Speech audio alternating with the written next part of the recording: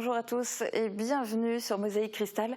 Plus qu'une semaine avant la rentrée des classes, mais cette année c'est le coronavirus qui est au cœur des préoccupations de tous. Un dépistage de grande ampleur a eu lieu à Bitche, on y revient dans cette émission. On ira aussi faire un tour au marché de Bitche version nocturne. Le festival Récits du dehors est lancé, vous verrez un résumé, la première lecture a eu lieu à Bérenthal. On va aussi vous présenter une championne de tir, Edith Schaff. Et il y en a un qui se verrait bien champion, c'est Lissandro, un élève de Marina D'Amico, actuellement en lice dans The Voice Kids. Tout ça et plus encore, c'est dans un instant sur Mosaïque Cristal.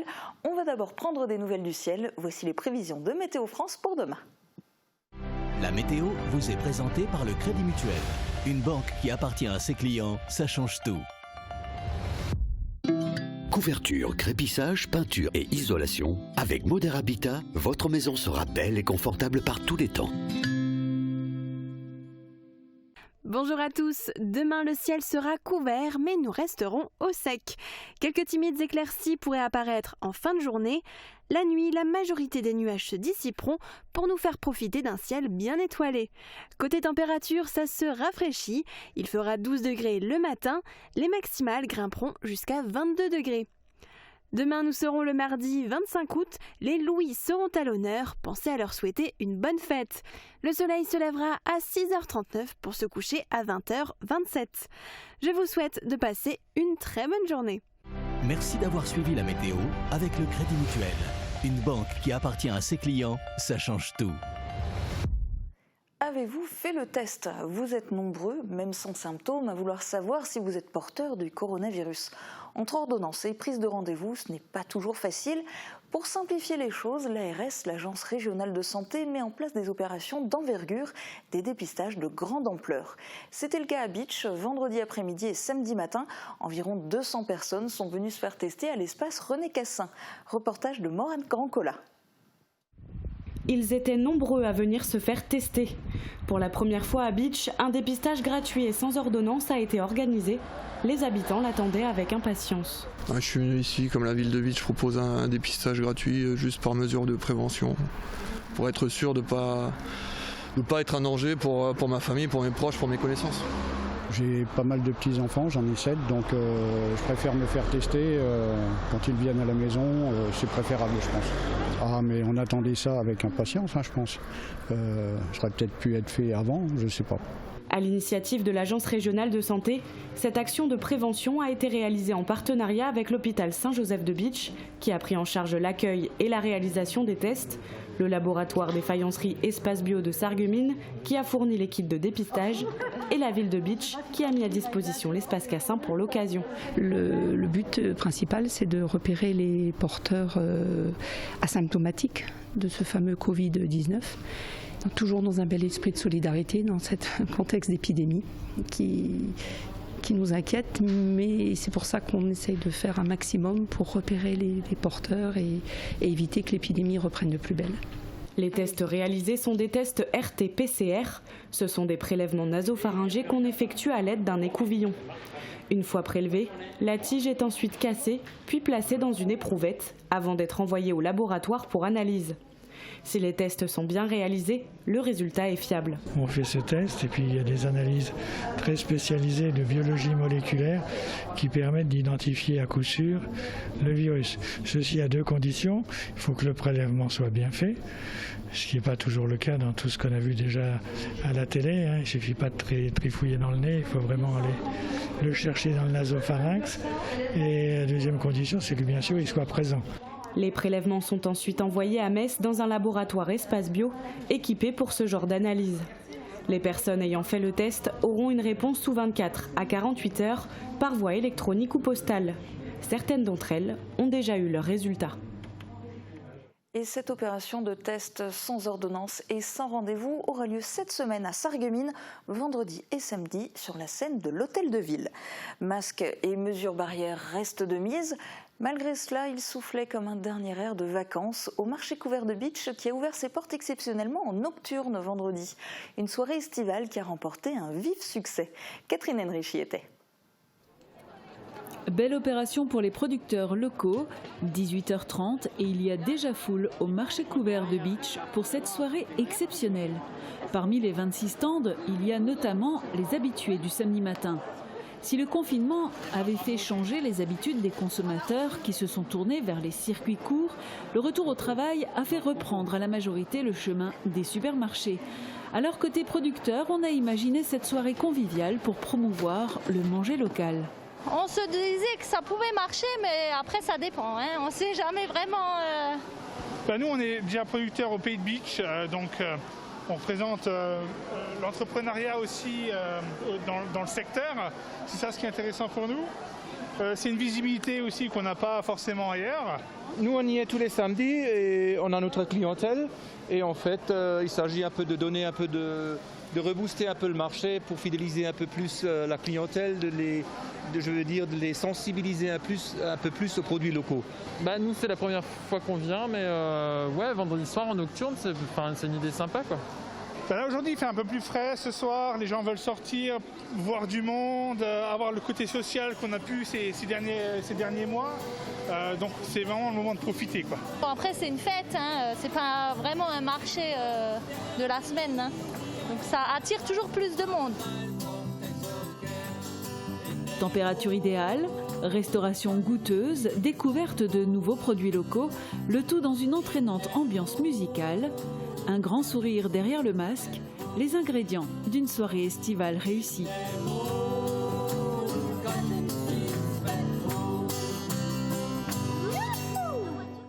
Vous allez maintenant découvrir d'autres ingrédients pour des menus gastronomiques. Direction Volstroff, à proximité de Thionville, Camille et Lucas ont fait le pari de laisser tomber leur burger pour passer à une cuisine maison raffinée. Ces deux jeunes Mosellans ont repris le Winsberg, une véritable institution dans le secteur, et ils ont ouvert depuis le 12 août dernier leur restaurant qui s'appelle désormais l'Ascension. Un nom qui colle parfaitement à leur parcours. C'est un reportage de nos confrères de Via Moselle. Les amuse-bouches, c'est maquereau mariné, ballotine de volaille et crumble de parmesan. Alors dessert, t'as un ananas rôti au poivre de Séchouan.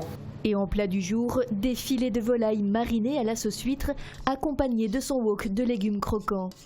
De la cuisine de saison et travaillée dans les règles de l'art, c'est ainsi que Lucas Fauchy, 24 ans, diplômé du lycée hôtelier de Metz, conçoit son métier. On fait entièrement des produits frais de saison. Notre carte, elle évoluera d'ailleurs avec les saisons.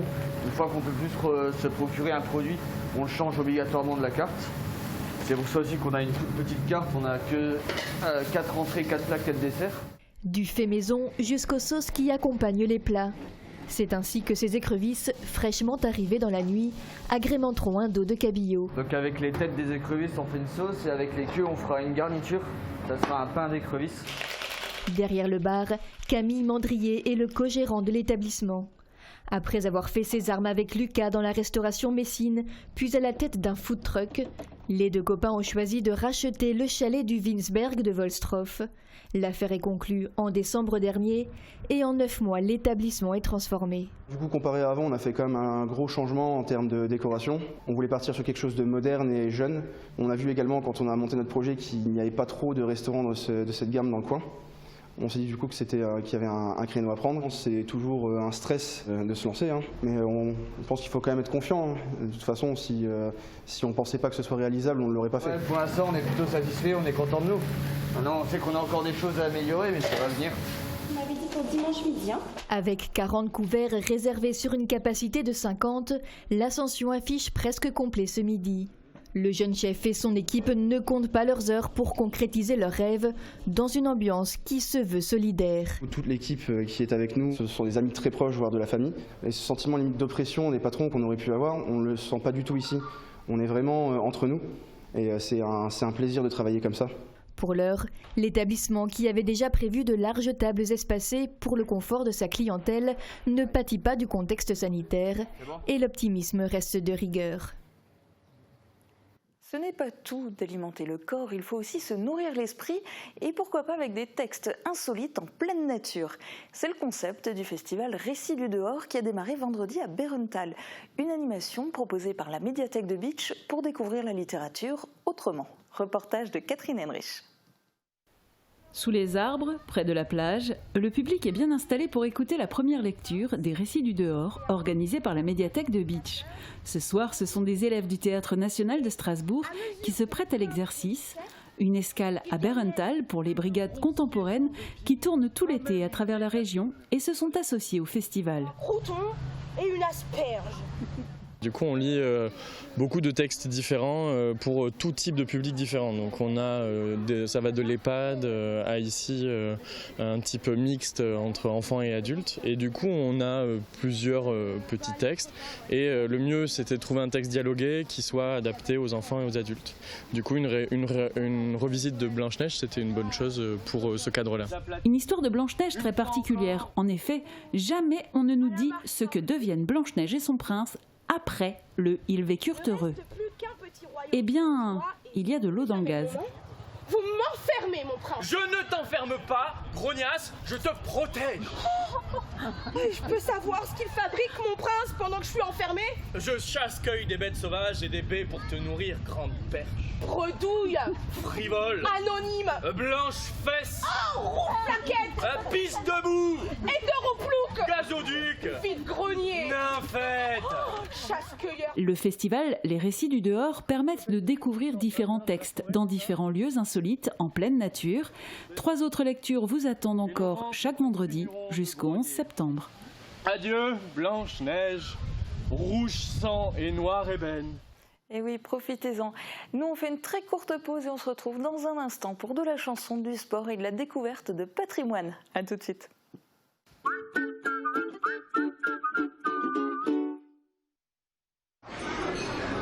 Vous connaissez cette situation ? Dans le doute, n'hésitez pas. Faites dépister votre audition. À la passion de l'audition, bénéficiez de l'accompagnement et de l'expertise de nos conseillers.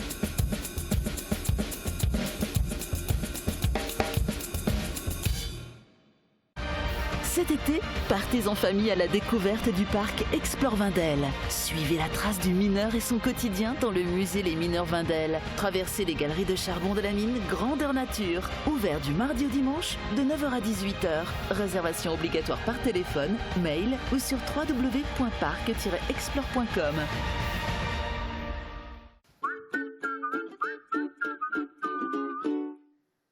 Une soirée inoubliable. Les amis et les membres de la famille de Lisandro Formica ont vécu samedi soir un moment riche en émotions. Le jeune garçon de Tédin a regardé avec ses supporters sa première prestation réussie dans l'émission The Voice Kids. Guillaume Dumontail était avec eux dans le jardin familial.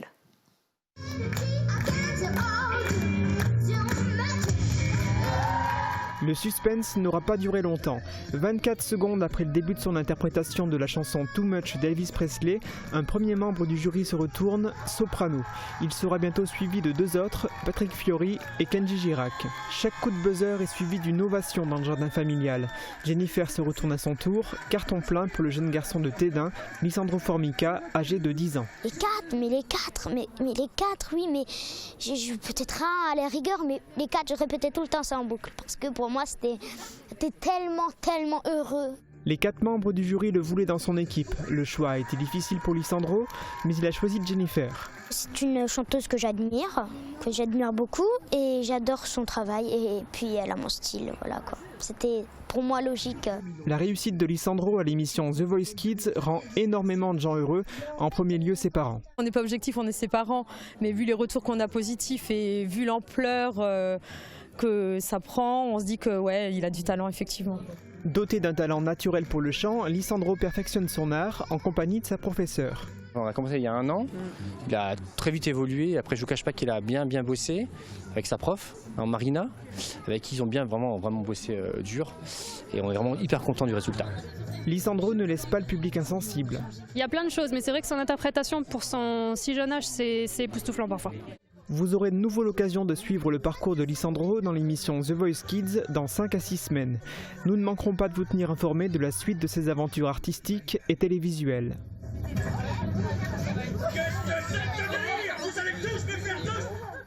Côté sport, on vous présente aujourd'hui une championne de tir. La société d'escrime et de tir de beach, alias la 7, a participé au championnat de France de tir indoor à 10 mètres qui s'est déroulé à Niort au mois de février. Edith Schaff y a décroché la médaille d'or en catégorie précision. Une première pour la beachoise de 60 ans. David Orès est allé à sa rencontre. Précision que vous comprendrez vite en voyant les images. Ce reportage a été filmé juste avant le début du confinement. Regardez. Bienvenue à la Société d'escrime et tir de beach.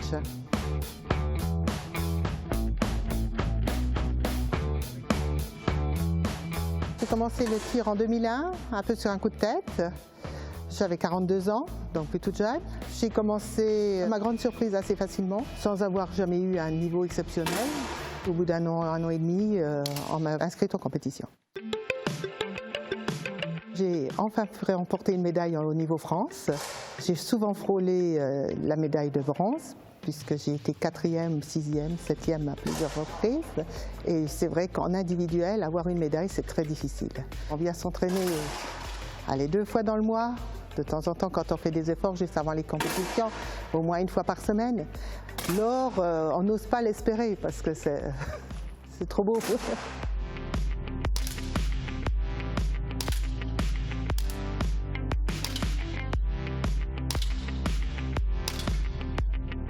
C'est un sport individuel, le tir. On fait des équipes quand il y a des matchs, des compétitions dans le genre.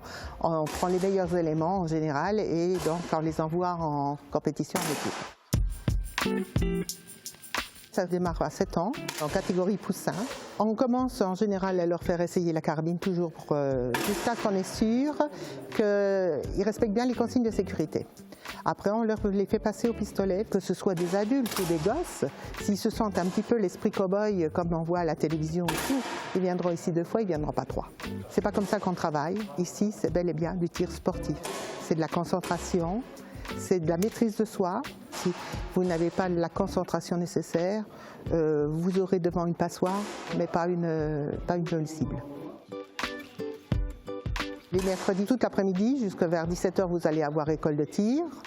Il y a aussi un créneau horaire pratiquement tous les soirs de la semaine pour les écoles de tir. Autrement, après, le mercredi soir, il y a les adultes qui prennent la relève. C'est comme dans tous les clubs, l'ambiance est bonne quand vous avez des beaux résultats et que vous êtes tous euphoriques. Et puis par moments, il y a des petits taquineries. Non, c'est une très bonne ambiance. Personnellement, ce club m'a énormément aidé, donc je n'irai pas le critiquer à aucun moment. Par moments, je dis même que je pense qu'il m'a sauvée.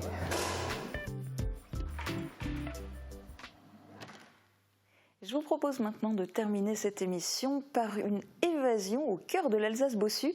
On vous emmène à la découverte du Kirchberg. Parfaitement situé entre les plateaux de calcaire et le grès des Vosges, il est le point de rassemblement de nombreux passants.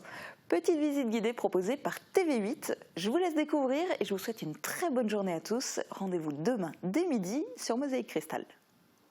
C'est un petit coin de paradis. Un lieu paisible, au perché de l'Alsace bossue, le Kirchberg. Ses points de vue offrent un panorama sur les villages voisins. Entre calcaire et verger, le site est exceptionnellement conservé dans son jus par l'association de sauvegarde du Kirchberg qui, par contrat de développement, se doit d'assurer la promotion de l'Alsace bossue à travers ce lieu. L'Alsace bossue est géologiquement à la jonction du grès et du calcaire. C'est-à-dire d'un côté nous avons un plateau calcaire et de l'autre côté nous avons pas loin Adamswiller, la Petite Pierre, etc., des carrières de grès. Donc ici on est vraiment à la jonction du grès et du calcaire géologique et d'ailleurs cette jonction se retrouve même dans le site du Kirchberg même puisque l'église en soi est construite en pierre calcaire, or que la tour elle est construite en grès. Seule église blanche à la tour ronde en Alsace bossue, le monument est aujourd'hui un lieu de pèlerinage dédié à la Vierge Marie, dont une statue miraculeusement épargnée par les ravages de la guerre trône toujours au-dessus de l'autel. Elle a été prise sous les bombardements de la tour, mais miraculeusement, elle ne s'est pas cassée, elle a juste perdu un petit doigt. Si quelque part quelqu'un veut se promener, être un peu tranquille, il va où? Il va au Kirchberg. Et d'ailleurs, on l'a vu au niveau, compte tenu du Covid, on a eu plein de gens qui sont venus pique-niquer comme ça, parce que c'est vrai, c'est un espace ouvert où, voilà, on pouvait se poser tranquillement. Tout est tourné vers justement le côté tranquille, le côté agréable, le côté convivialité, loin du tumulte. D'ailleurs, c'est un petit peu marqué sur notre programme, loin du tumulte. Ici, on est en osmose avec la nature. Mais notre leitmotiv, c'est si tu veux passer une après-midi cool, zen, tranquille, viens au Kirchberg.